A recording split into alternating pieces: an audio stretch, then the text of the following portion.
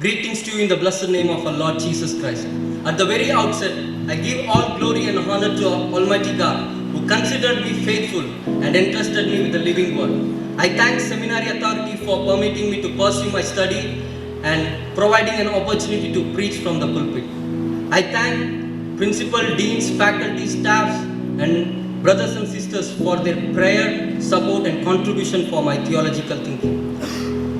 For today's devotion, let us turn our Bible to second epistle by Paul the Apostle to Timothy chapter 2 verse 15. 2 Timothy chapter 2 verse 15. Our Heavenly Father, your word is our rule, your spirit is our teacher, your great glory is our concern this morning, Lord. Let the word of my mouth and meditation of our heart be pleasing unto thy sight.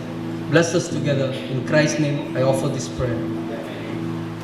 I would like to read you in Amplified Version, 2 Timothy chapter 2 verse 15. Study and be eager, and do your utmost to present yourself to God as a workman approved, who has no cause to be ashamed, correctly analyzing and accurately dividing the word of truth. Paul was one of the most knowledgeable, influential, and beloved men of history. He wrote 2 Timothy approximately at AD 66 or 67 from prison in Rome. Paul gives variety of advices and encouragement for the faithful discharge of his ministerial duties.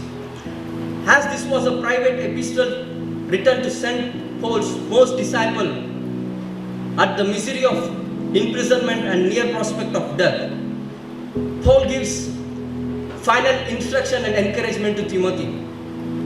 And this letter is considered to be his last famous words. Approval.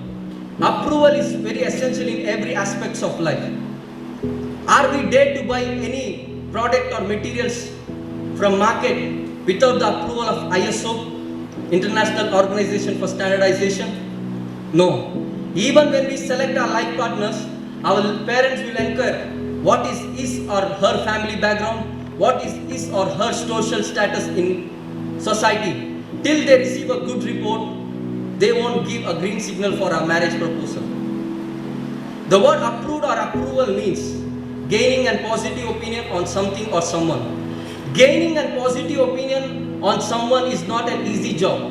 He or she need to faithfully deal in every affairs of life, need to face various disagreements, conflicts, and so forth. If he or she stands in all kinds of tests, he or she will be considered. In world, film actors are approved or awarded by their acting skill. Musicians are approved or awarded by their skill of singing. Writers are approved or awarded by their writing skill. But a servant of God's approval is not from world, rather is approved from above. He is approved from God himself. He is approved from divine. So I would like to entitle my sermon as Be an Approved Servant of God. Be an approved servant of God. How can a servant of God be approved by God? How a servant of God be approved by God? I would like to focus on this question that we have read this morning. Firstly, by studying the word of God. By studying the word of God. We read, study to show thyself. It has different meaning like, make every effort to study.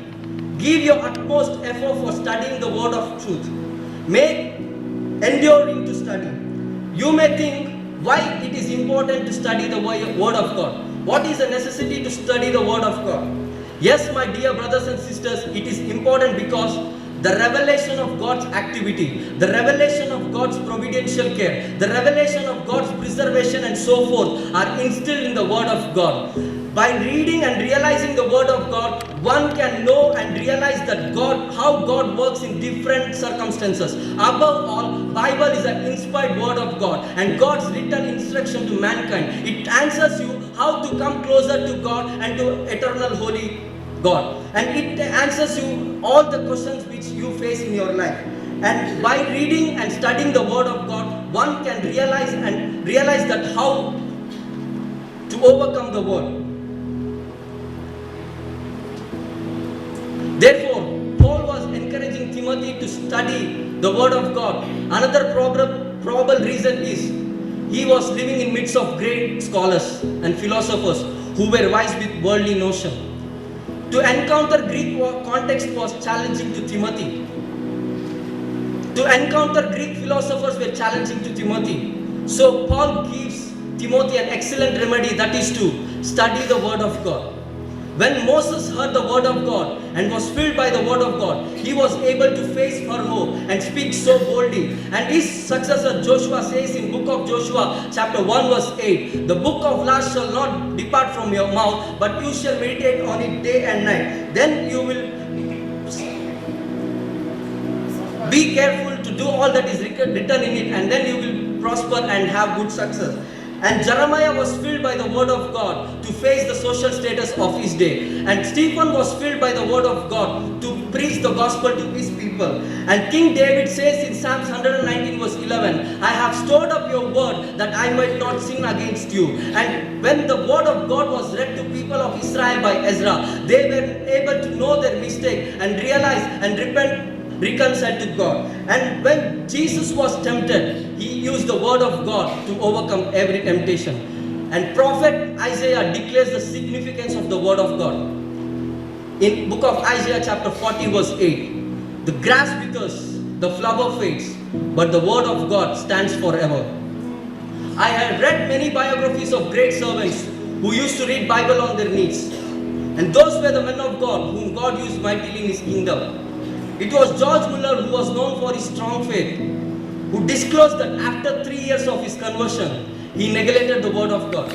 But later, he started to search it diligently, and the blessing was abundant on him. And he has studied Bible thoroughly more than 100 times, and with great increasing delight. And it was Charles Wesley who neglected the word of God. But later, by the illuminating work of the Holy Spirit, he realized and he started to read the book of Romans. And he understood that without reading the word of God, he was nothing. And this conversion brought a great revival in England. A man of God once said like this, if I had 3 years to serve the Lord, I will spend 2 of them studying and preparing. Is there anyone from this congregation who can boldly say, yes, since we are called primarily for the ministry of the word, so my dear brothers and sisters, let us study the word of God with most responsibility. The major portion of our lifetime is wasted unnecessarily doing nothing creatively.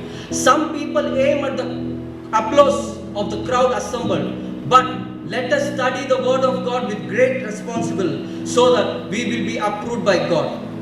Secondly, by rightly dividing the word of truth. By rightly dividing the word of truth. In Jewish custom, the father of the house will divide the food to his children and he will give it by cutting it into small pieces. In the same way, you and me will be stewards of someone. Then we should know how to divide the word of God appropriately. It means we should know how to divide the word of God contextually.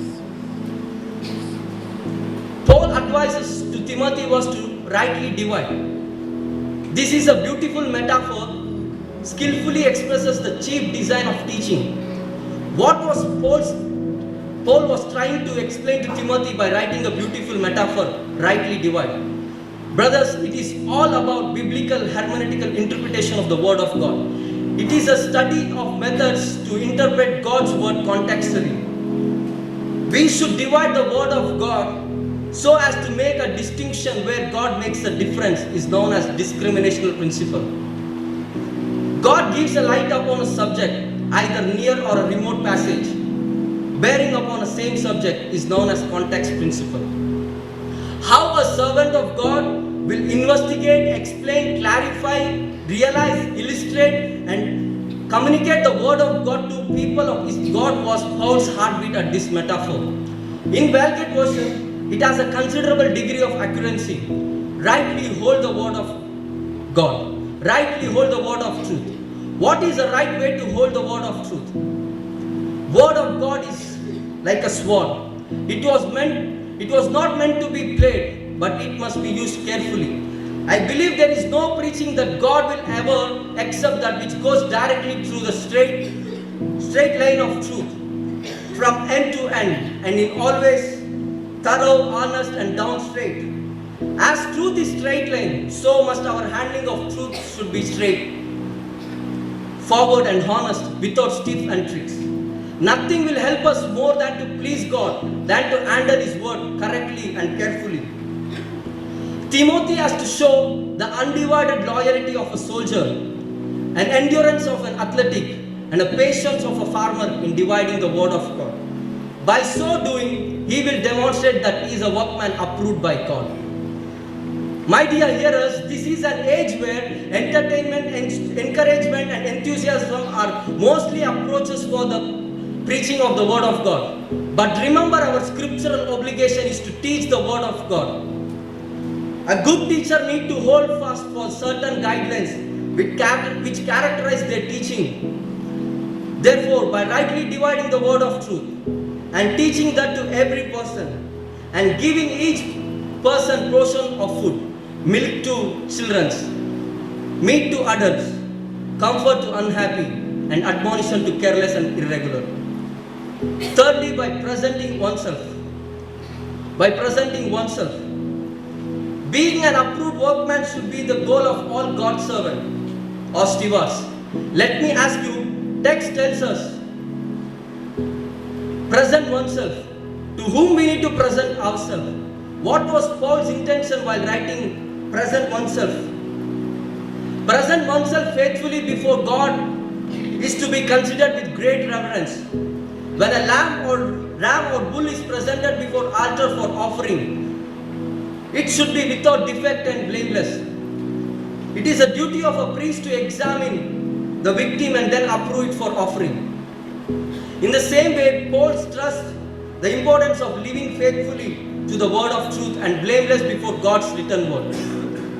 Even to the point of suffering, to present before God as a workman who can stand in all tests and trials, and one who will never be put to shame or scram work, but as rightly teaching the word of truth. Perhaps Paul commanded Timothy to present his words, deeds before God without blameless. Present oneself before God and men was Paul's focus while writing the word, present thyself. Samuel was favored by God and man. Jesus Christ was favored by God and man. So must our teaching, our words, our deeds, the doctrine we preach need to be approved by God and then men. Brothers, if it is accepted by God, eventually it will also be accepted by brethren. Our life speaks more than our words. Through our life, people around us will understand who we are. Presenting ourselves can also be understood as witnessing. We are called to bear witness about Christ Jesus, according to Acts chapter 1 verse 8. The great evangelist Billy Graham is well known in the world because of his testimony. He never compromises with anything. To him, only Christ and Christ alone. People around him respect him because his life reflects Christ likeness. Many missionaries in the world are not able to preach gospel openly or publicly, but by their works and deeds they present Christ. Presenting ourselves before God and men was Paul's focus while writing present thyself. This morning, as I pointed out how a servant of God can be approved, firstly by studying the word of God, secondly by rightly dividing it, thirdly by presenting oneself. So let us ask God the Holy Spirit to help us to interpret correctly each meaning of passage as we depend on Him for inspiration, illumination and inspiration for the supernatural truth. Ask the Lord to give you the key ability to relate the key facts of the scripture to your hearers so that they will be able to correct accurately the word of truth. Ask the Spirit of God to help you to teach in that way is clear, concise and complete. Ask the Spirit of God to help you to present yourself before God as a workman who will be approved by God. Let this text be our prayer this morning. Let God bless us with this short reflection.